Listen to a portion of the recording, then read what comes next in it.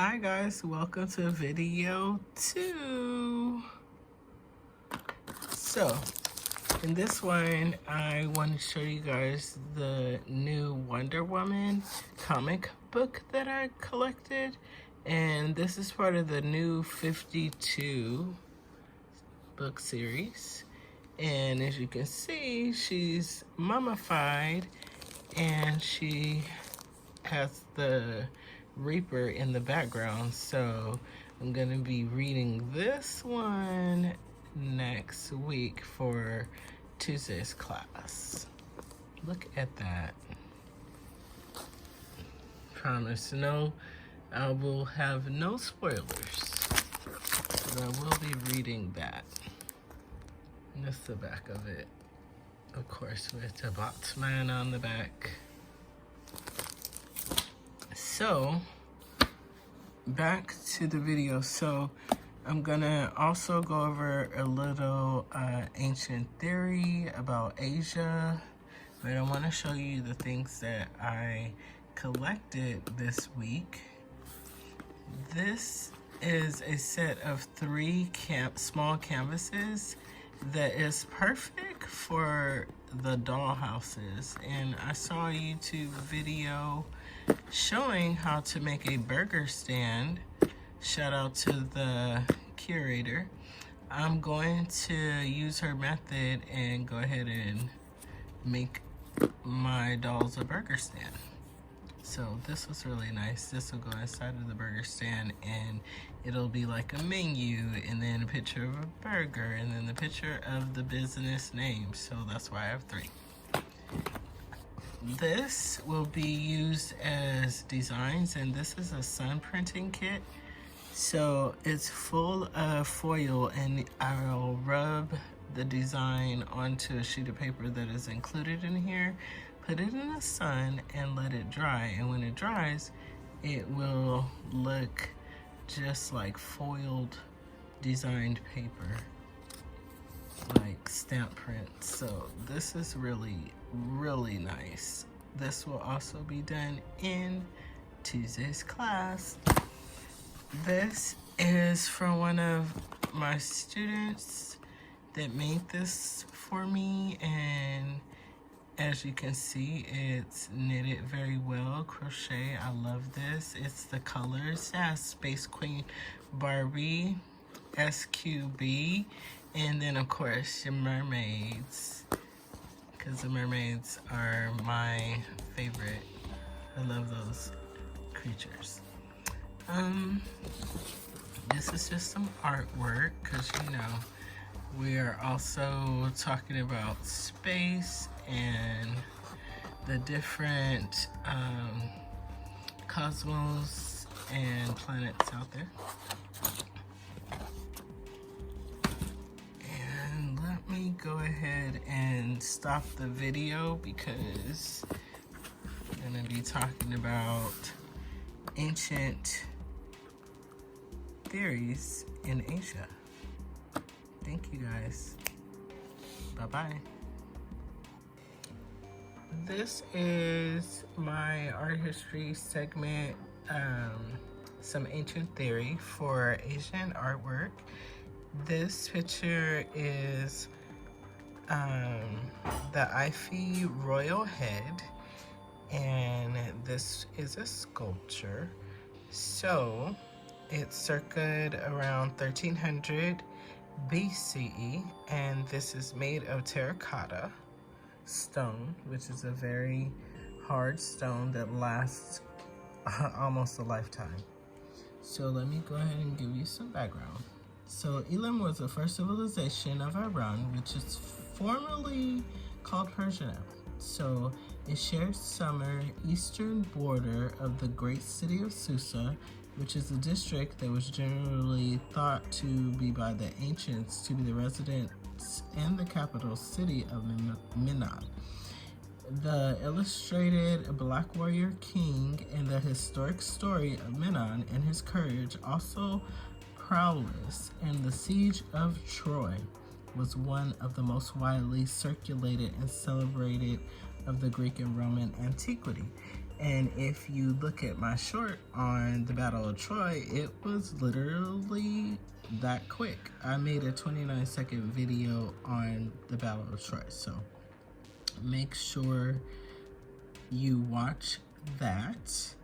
Also, this picture is of terracotta, and it's in China. It's an Africoid presence, and it has visible from remote antiquity and is through the major historical periods. You can obviously see it's Shang Dynasty, Tang Dynasty, Yuan Dynasty, and also as well the Ming Dynasty. So let me let you take a look at that in the features.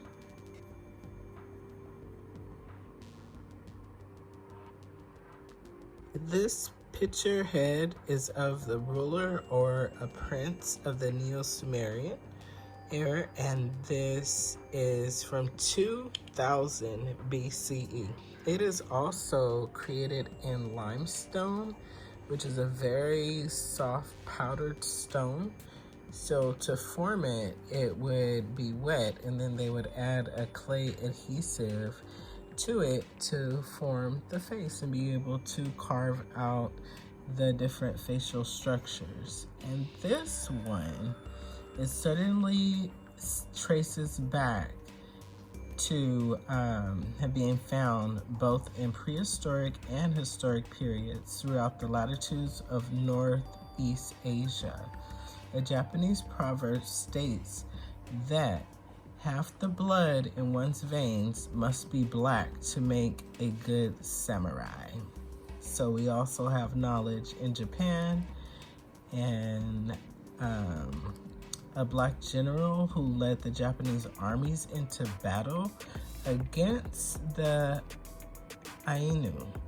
So Tamura Mayo's successful generalship ultimately won him the Japanese shogunate. In a remotely antiquity in Southeast Asia, the great kingdoms of Angkor in Cambodia and the kingdoms of Champa in Vietnam, and a kingdom of Davarati in Thailand were the strongholds of a lot of the black power that was in those areas.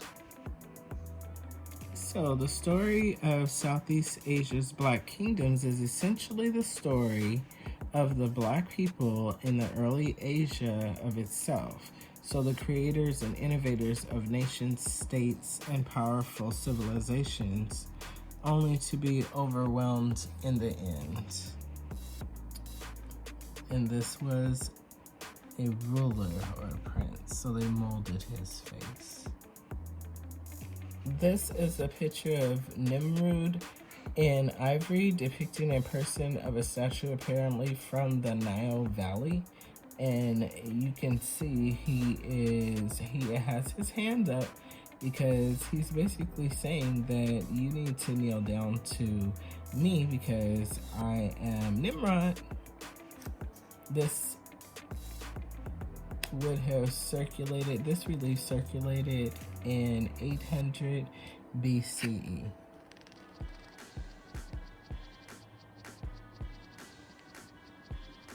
If you look closely, you can see some symbols on the bottom of his throne, excuse me.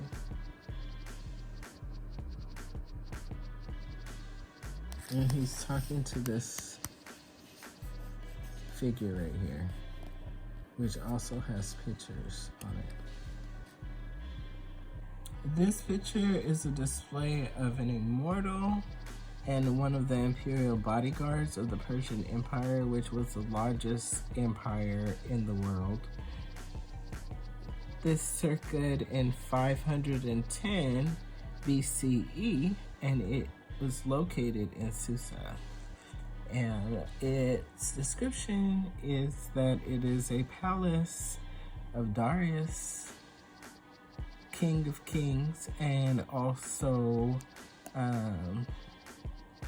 descendant of Cyrus, was also the king before him, who Darius took his throne, wrote inscriptions inside of the temples, letting everyone know that he was king and letting everyone know that they were to obey him. He conquered over 23 cities. So it's pretty powerful, and make sure that you check out his hair, his headband, the way his eyes are formed and cut. And here is the garment that he's wearing, and take a look at the material and just the texture of that. So he is a king. There's his crown, and he's conquered so many different countries all throughout the world. This figure here is a black youth with curly hair, circa at 740 BCE. And this is from the Tang Dynasty, which is north central China. And it's a glazed pottery piece.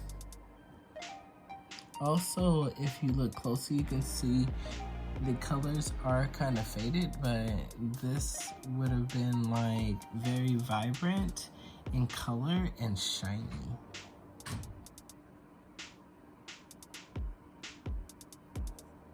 And this figurine is really small, tiny.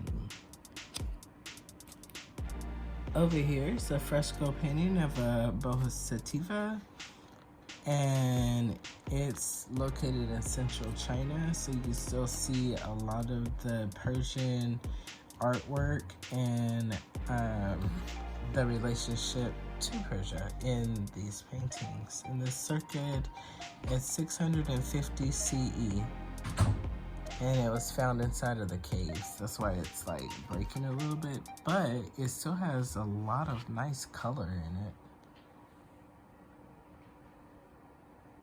This is a picture of a seated Bodhidharma, and this is from the Ming Dynasty. And if you look, you can see very detailed. He has a beard, his crease in his forehead. He looks so lifelike. So it is credited as the founder of the Zen Buddhism in 1484 CE, in the stoneware with green and brown glazes. So this was made to look lifelike for a reason.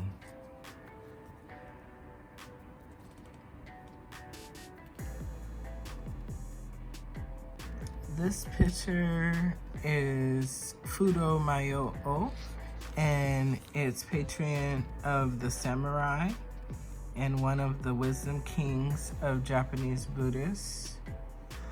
It's circa at 1350 CE. And these are some very good examples of the artwork and the graphs that they used. You can see that the figure is in a dotted type style, so that would have been like for texture.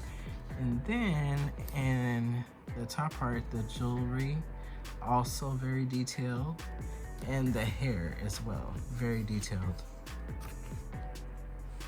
And this is a head of a ruler or a divinity in Khmer, Cambodia, 1200 CE, made out of sandstone with sharp cut eyes, lips, ears, basically well designed. And the reason for this is because it's in a smooth stone made out of sandstone with that same method that I told you before. They use a powdered base, which is grinded up sandstones, and then they would apply it to the sculpture and carve out the pictures and let it dry. So that's very nice detail in there. You can see all of the facial features, and you can also see the color of the figure as being Afrocentric.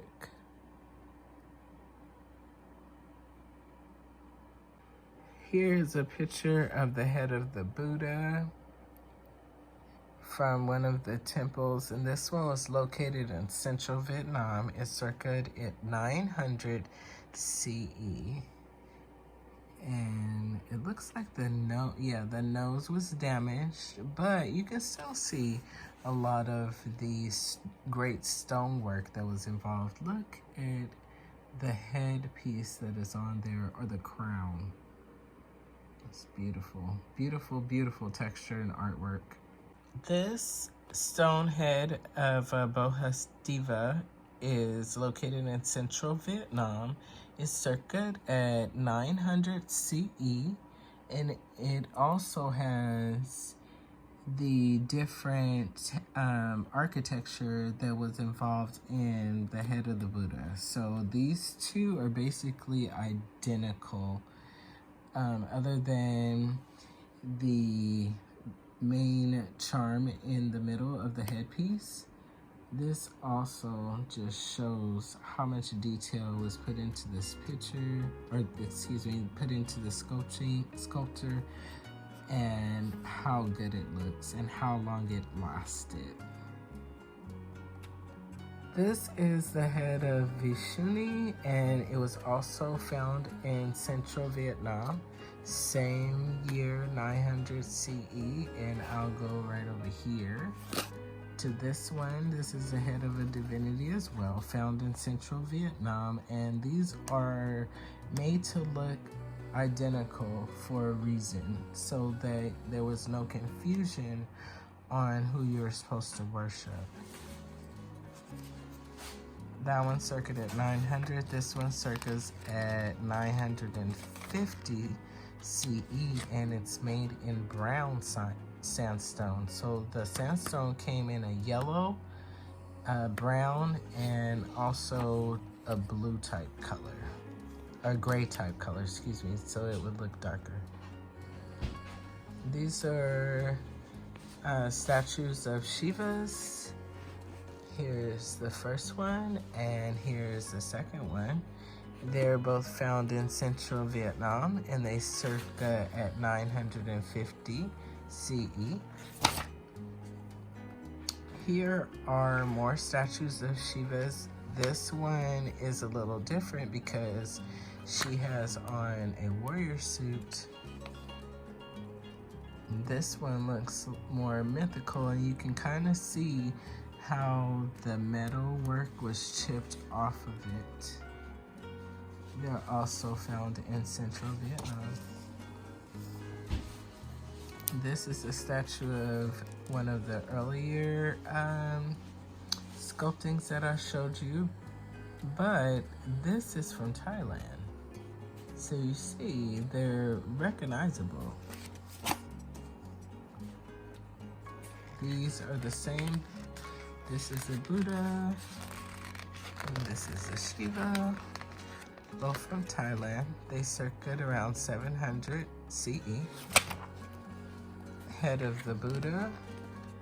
This one looks like it's made out of clay material, and then they would have put a smooth sandstone covering over it.